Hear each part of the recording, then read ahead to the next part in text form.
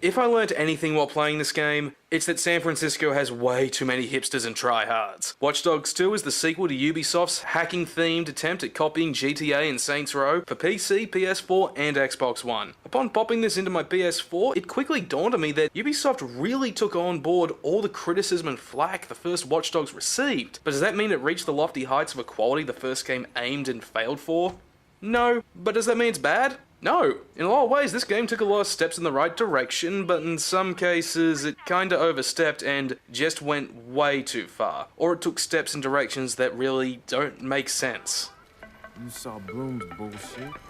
CTOS isn't just regulating infrastructure. The amount of personal data that thing is collecting is fucking... Moving far west from dreary and dark Chicago, Watch Dogs 2 takes place in bright and sunny San Francisco, which was a good choice. I won't say I'm familiar with the topography of the area, but the new setting adds more diversity and colour to the sandbox. We play as Marcus Holloway, a part-time hacker and full-time hipster who's working with the hacking group DedSec San Francisco Cell to bring down the nefarious Bloom Corporation and the revised CTOS 2.0 network, after it sent him to prison for a crime he never committed. Unlike the first game's protagonist Aiden Pierce, Marcus isn't some one-note gravelly voiced seeker of justice. He's a lot more three-dimensional and he reacts to things with more than just grim determination, although he does react with a bit too much hipster douchery than I'd like. Oh, it says do not touch, but hey, I really want to touch. I mean, just a little. Come on. But the thing is, Marcus's personality and his colourful friends in DedSec are actually indicative of one issue with this game's writing. It's too bright. Guys, I just did a tag team with Aiden Pierce. You're kidding me. Nah, it was definitely him. The Fox. Did you get a picture? No, I don't want him coming after me. The man is intimidating as hell. Took down mafia, street gangs. He stopped a human trafficking operation by himself. I thought you said it was a tag team. I'm one of the many that will admit the first game took itself way too seriously like Man of Steel, and it didn't have enough moments of levity, but this game went too far in the other direction. It now feels like it's set in a completely different universe, something that's highlighted by a lack of urgency in the writing at the offset. While there are moments that try to have some emotional gravity behind them, they really can't come close to the desired impact when the characters have spent a good chunk of the game going around doing sick stunts and dank memes. Which is another thing, the story lacks focus until the second half. Throughout the entire game, our main objective is this: take down the Bloom Corporation. But it doesn't feel like we're actually moving towards that goal because, well, what are some of the story missions? We humiliate Martin Shkreli? What are you talking about? Yo, bitch, it's Bobo Jakes. No. No. No, no, no, no, no, no, no, no, no. Expose Scientology as fake? I mean, I am so glad to be a part of all the... Oh, no, no, no, no, no, no, no, no.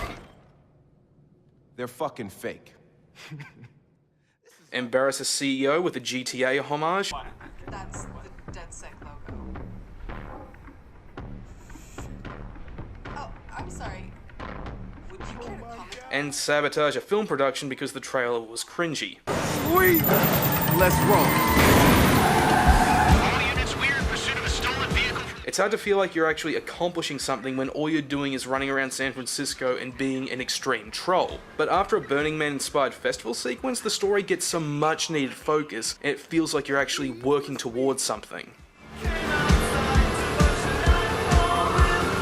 As for the gameplay, combat and driving have been overhauled into something much better. Unlike the first game, melee combat isn't just one stealth attack. You're now free to run up to someone and clock them in the head with a killer yo-yo, and sneak up on people and choke them like a bitch. Driving isn't unwieldy, and now the cars handle like real cars instead of giant bars of soap. Not to mention the police are a lot tougher now. Running away in a tugboat won't save you now from these cops. They will pursue you like the Westworld gunslinger when you're just at a 2-star rating. It can be argued that they are too aggressive, but the challenge to avoid them is now a lot of fun. But some of the other changes implemented are just confusing head scratches. While Marcus is a more competent fighter than Aiden, he sure can't take a beating. Just 1 or 2 hits and he's gonna paint the footpath with an abstract painting, and some of the tougher enemies can just take you out almost instantly. But if nothing else, it does incentivize making the most of your hacking abilities and planning ahead, like you would in the digital trips, which are just gone. While they were arguably out of place in the first game, they were fun distractions. Hell, I spent more time in the killer robot trip than I did in the story. With this game's lighter tone, they would have felt more at home here, and they could have gone crazy with all sorts of new ones. Like, I don't know, a hippie protest simulator, imagine that. So, why aren't they here? In fact, where are the hotspot and cash games? Where's the vigilante system? The absence of these side activities just baffles me, especially the digital trips, since part of the story is about gaining a social media following, and the vigilante mechanic would have complemented the story greatly. Hell, they could have even built on it by having the people of San Francisco dynamically helping you based on your approval. But instead, they're all just gone. One gameplay mechanic that felt like it was gone but sticks around are the node hacking puzzles, which like so many other mechanics have undergone revision. In this game it's thanks to the inclusion of Arkham-style X-ray vision. Rather than going into the first-person cyberspace setup, these puzzles are now part of the in-game environment, and you need the X-ray vision in order to perceive the nodes. This is actually a nice change, and it has a good flow to it, especially since there's no Assassin's Creed-style watchtowers to hack in this one. But the X-ray vision itself can't help but feel like a generic addition. Sure, it helps you figure out enemy placement with combat, and it's crucial for PvP, but it feels like they removed one element of Assassin's Creed from Watch Dogs and just replaced it with another.